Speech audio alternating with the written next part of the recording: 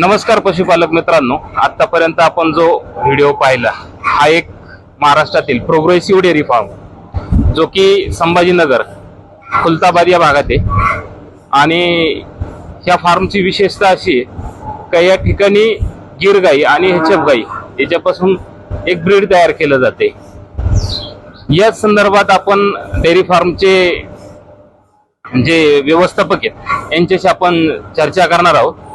नमस्कार मामा, आपला परिचय द्या। माझे नाव संजय मालोदे। मी या डेअरी फार्मचा पहिल्या दिवशीपासून संपूर्ण मॅनेजमेंट मीच करतोय।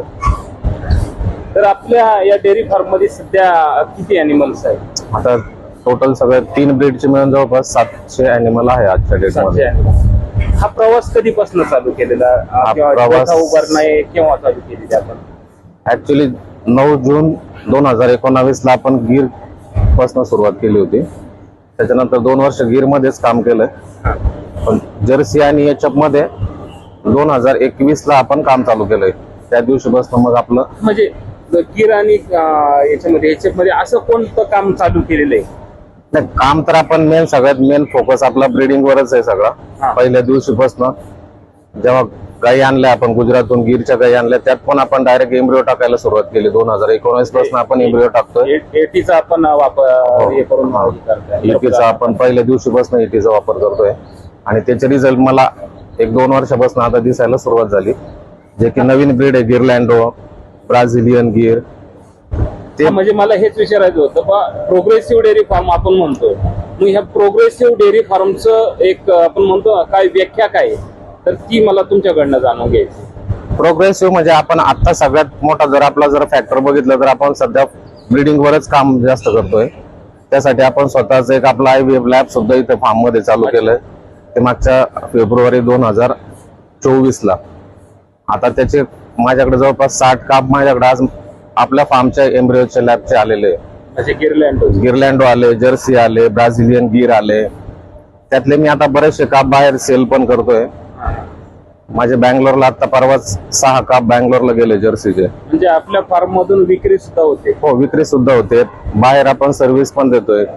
आता कळसला मागच्या आठवड्यामध्ये 20 गाईंना एम्ब्रिओ टाकले होते 2 महिन्यापूर्वी।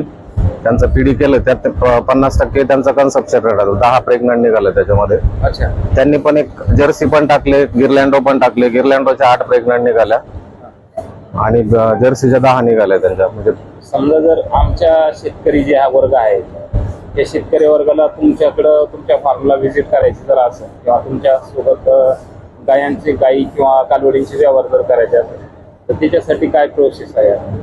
काय नाही, तर स्वतः समोरासमोर येऊन व्हिजिट पण करू शकतात। अगोदर आमच्या फार्मचं मॅनेजमेंट बघावं, ब्रीड बघावं, त्याच्यानंतर काय निर्णय घ्यायचा ते घेऊ शकतात। आणि याच्या संदर्भात संपर्क कसा साधणार? संपर्क माझा मोबाईलवर करू शकतो, नंबर आपण व्हिडिओ मध्ये टाकून देऊ त्याच्यामध्ये एडिट करू।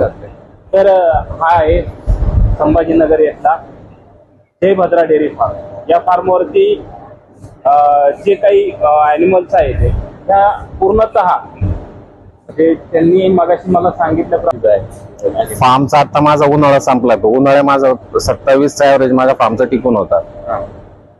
दरवर्षी 1-2 लिटरनं कमी व्हायचा, पण यावेळेस बऱ्याचशा गोष्टीमध्ये नवीन केलंय। तर त्यामुळे आता हे फॅन बसवले, त्याच्यानंतर काय नवीन शिकायला मिळालं, त्यानुसार यावर्षी माझं 1 लिटर सुद्धा ॲव्हरेज कमी नाही झालं। 27चं कम्प्लीट ॲव्हरेज पूर्ण काय आहेत आपले, किंवा याच्या पुढच्या काळात आपल्याला ह्या ॲव्हरेज पर्यंत जायचं?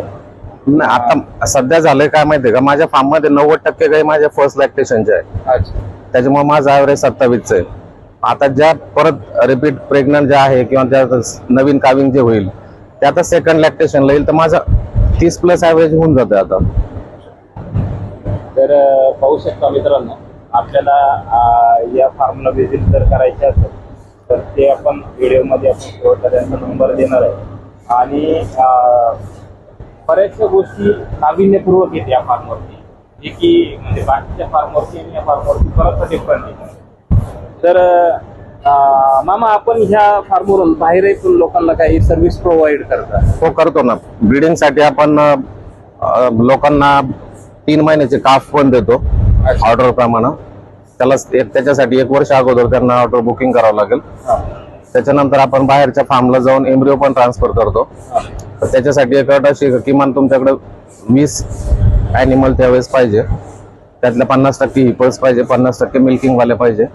ॲट अ टाइम 20 असेल तरच आपण बाहेर सर्व्हिस देतो.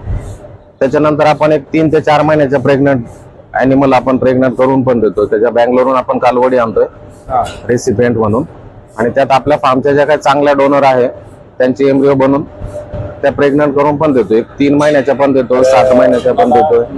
एम्ब्रिओ ट्रान्सप्लांट असेल किंवा 3 महिन्याचे 2 महिन्याचे कच्चे असतील ते जर घ्यायचे जर असेल तर यांच्याशी संपर्क साधा. तर धन्यवाद मामा, आम्हाला तुमच्या फार्मवरती बोलवलं. आम्हाला 5 ते 6 दिवस आपण या फार्मवरती होतो. होमट्रेनिंगचं काम चालू होतं, त्या संदर्भात चर्चा झाली आणि होमट्रेनिंगचं काम देखील आपण या ठिकाणी केलेलं आहे. आणि शेवटचा दिवस आहे, याने आपण यांचा व्हिडिओ एक बनवायचा, त्या उद्देशाने आपण एक व्हिडिओ बनवला. धन्यवाद.